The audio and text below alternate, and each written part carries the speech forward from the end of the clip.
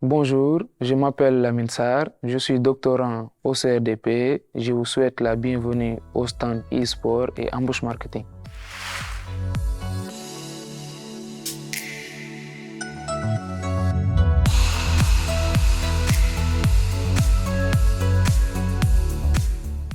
L'embauche marketing, qu'est-ce que c'est? C'est une stratégie publicitaire utilisée par les entreprises pour promouvoir leurs produits et services lors d'un événement sans être partenaire officiel. L'embauche marketing ne bénéficie pas d'une définition juridique stricte, donc il existe des catégories qui permettent de le sanctionner.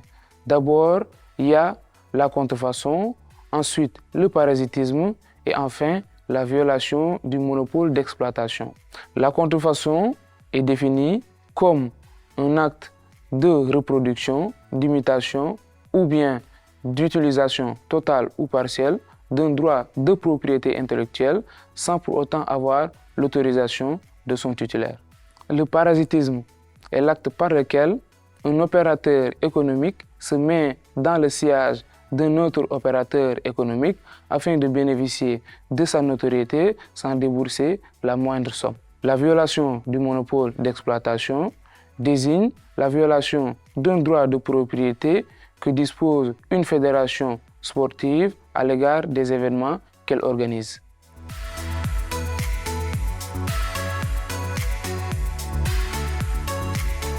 Pour les exemples d'embauche marketing, on peut en citer deux.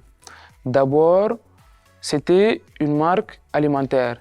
Cette marque a utilisé un sosie de Didier Deschamps, sélectionneur de l'équipe nationale française de football. Cette marque a fait sa campagne publicitaire sans pour autant être partenaire de la Fédération française de football. Des poursuites n'ont pas été menées à son égard, d'où le fait qu'elle a réitéré sa campagne publicitaire à l'Euro 2020. Le second exemple concernait une marque de rasoir qui a utilisé le nom du 15 de France et de Marc Lévremont dans sa publicité.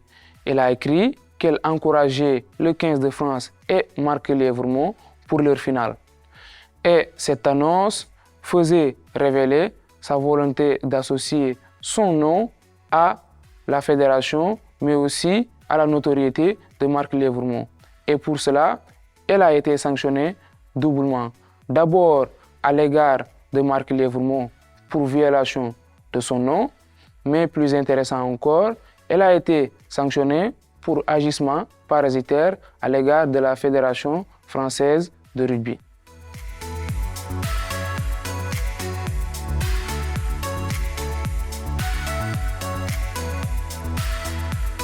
Trois catégories permettent de sanctionner les actes d'embauche marketing. Mais la sanction n'est pas toujours automatique. Il arrive des cas où les entreprises échappent à la condamnation. Et même si elles se font sanctionner, les sommes qu'elles doivent débourser peuvent être largement inférieures à ce qu'elles devaient débourser si elles avaient respecté le droit. Par rapport à l'exemple de la marque de rasoir, elle a été sanctionnée pour 80 000 €. Alors que si elle avait signé le contrat de partenariat, elle devait débourser 250 000 € pour une saison sportive. À défaut de cadre légal propre, mais aussi des sanctions qui sont souvent très faibles, les entreprises n'hésitent pas à prendre la voie de l'embauche marketing qui peut constituer une faute lucrative.